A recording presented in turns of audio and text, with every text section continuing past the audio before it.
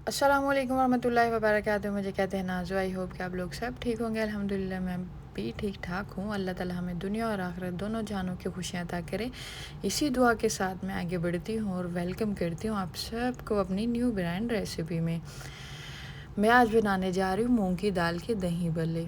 सबसे पहले हम स्टेप नंबर 1 पर इंग्रेडिएंट्स की बात कर लेते हैं। यहाँ मैंने ली है माश की दाल और इसको मैंने सोक कर दिया था ओवरनाइट।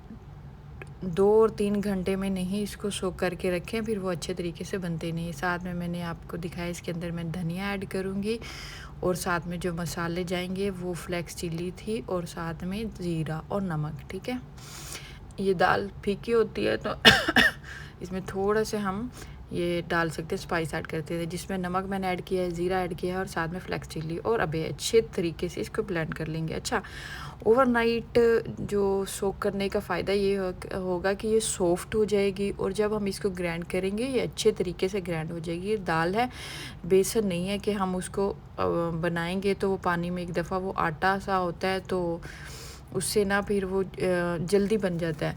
लेकिन जो दाल है इसको हमें ज़्यादा सोक करने की ज़रूरत पड़ती है ताकि वो सॉफ्ट ज़्यादा रहे। अगर हम 2-3 घंटे के लिए सोक करेंगे तो इसके अंदर दाना रहेगा, जब हम उसको बनाएंगे तो वो सही से बन नहीं पाएगा। ठीक है, जुड़ेगा नहीं। तो यहाँ मैंने अब लिया स्टेप नंबर 3 पे बाउल और वो अच्छे तरीके से मैंने उसको मैश कर लिया, ग्राइंड कर लिया अच्छे तरीके से, ये देखें। और अभी इसको मैं एक बाउल में डाल दूँगी।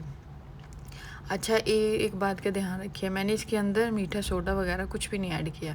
इससे थोड़ा सा ये हार्ड बना है, लेकिन आपको मैं ये कहूँगी कि आप इसके अंदर थोड़ा सा मीठा सोडा ज़रूर इस्तेमाल करें ताकि ये जो है वो थोड़ा सॉफ्ट हो जाए।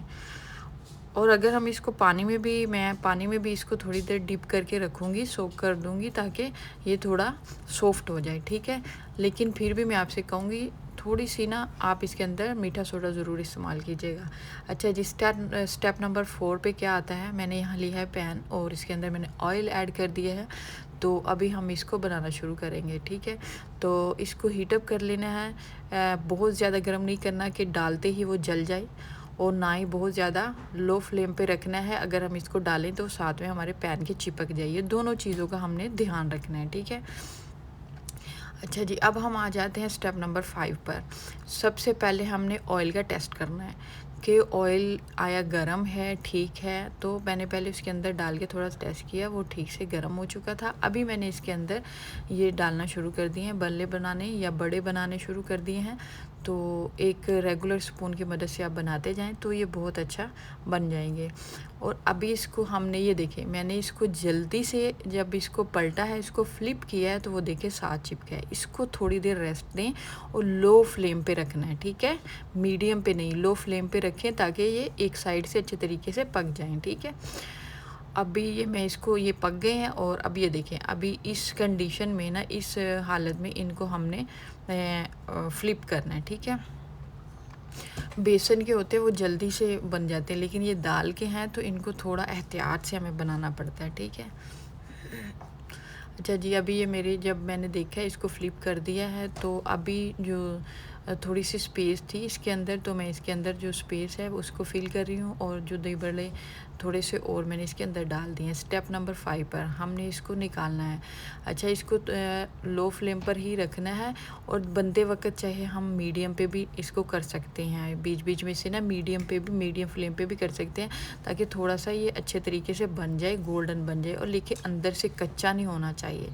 समटाइम ये होता है, ये देखें, ये मैं आपको दिखा रही हूँ, अंदर से बिल्कुल कच्चा नहीं होना चाहिए। और अभी ये मेरे रेडी हो चुके हैं और जो रहते हैं वो मैं इसको सेकंड बैच में इसके अंदर डाल दूँगी।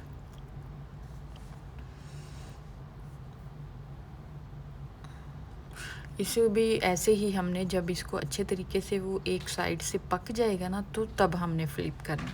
और अगर हम फ़ौरन फ्लिप करेंगे तो ये साथ ही उसका जो ऊपर वाला मिक्सचर होता है वो अच्छे तरीके से गला नहीं होता, हमारे चम्मच के साथ भी लगेगा और पैन में भी लग जाएगा। स्टेप नंबर 6 पे मैंने ये लिया है पानी।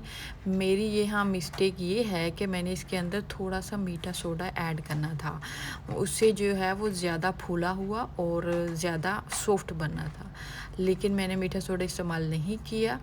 तो मैंने कहा थोड़ा ओरिजिनली रहे तो ज़्यादा अच्छा है। और अभी मैंने इसको पानी में डाल दिया ताकि ये सॉफ्ट हो जाए। ठीक है, स्टेप नंबर 5 पर यहाँ मैंने लिया है योगर्ट, जो मैंने पहले से ही पैन में डाल के रख लिया था। और अभी ये देखिए मैंने इसको 15 मिनट के लिए इसको मैंने सोक करके रखा था और अभी ये सॉफ्ट हो चुके हैं। तो मैंने इसको दूसरे पैन में, योगर्ट वाले पैन में ऐड कर दिया है सबको। ठीक है, मैंने सारे योगर्ट वाले पैन में इसको शिफ्ट कर दिए हैं। और अब आ जाता है हमारा स्टेप नंबर 8। इस पे हमने क्या करना है, हम अपने स्पाइस, मैं जो है मसाला जो है बाज़ार वाला कम यूज़ करती हूँ। ज़्यादातर मेरी कोशिश होती है मैं घर में ही सारे मसाले बना के यूज़ करूँ। यहाँ जो मैंने इसके अंदर इस्तेमाल किया है, इसमें है फ्लेक्स चिली, साथ में ज़ीरा और धनिया अगर इसमें मैंने ऐड नहीं किया क्योंकि ये दही बल्ले के लिए बनाना था। तो इसके अंदर सिर्फ है धनिया और सॉरी धनिया नहीं, इसमें ज़ीरा और फ्लेक्स चिल्ली है। इसको अच्छे तरीके से ग्राइंड कर लें। इतनी ज़बरदस्त इसकी खुशबू आती है, इतना कमाल का इसका टेस्ट आता है ना। आप जब घर में बनाएंगे तो आप मुझे ज़रूर बताएंगे कि हाँ वाकई मैंने ठीक कहा था। ठीक है, और नमक इसके अंदर इस्तेमाल कर लें। ये आलू बुखारा और इमली की चटनी है, ये भी मैं आपके साथ शेयर करूँ। ये मैंने बनाई है रेसिपी, तो वो भी मैं इंशाल्लाह आपके साथ अपलोड कर दूंगी, शेयर कर दूंगी। ये बहुत ही ज़बरदस्त ये इसका भी। और अब हम इसके अंदर ये डाल देंगे थोड़ी सी नीमको जो होती है, नीमको मैंने इसके उसको ऊपर ऐड किया, थोड़ी सी पुदीना ऐड किया है साथ में। अच्छा, मैं एक चीज़ भूल गई हूँ, तो वो मैं अभी ऐड करूँगी। वो मैं जब बनाते वक्त जल्दी में भूल गई थी। ये देखें, ये बहुत ज़बरदस्त किस्म का जो है हमारे दही बल्ले रेडी हो चुके हैं। सबसे बड़ी बात ये है कि ये दाल के जो माश की दाल के जो दही बल्ले होते हैं ना, इससे हमें गैस प्रॉब्लम नहीं आती, गैस्ट्रिक प्रॉब्लम नहीं होती, खा के हमें गैस नहीं होती। एक तो हम दही में इस्तेमाल कर रहे होते हैं, दूसरा हम जो बेसन इस्तेमाल कर रहे होते हैं, तीसरा उसको फ्राई कर रहे होते हैं। ये तीनों चीज़ें फिर एक ही दफ़ा जब हम बना के खाते हैं तो हमें गैस का प्रॉब्लम आ जाती है। ये देखिए मैंने टमाटर और इसके अंदर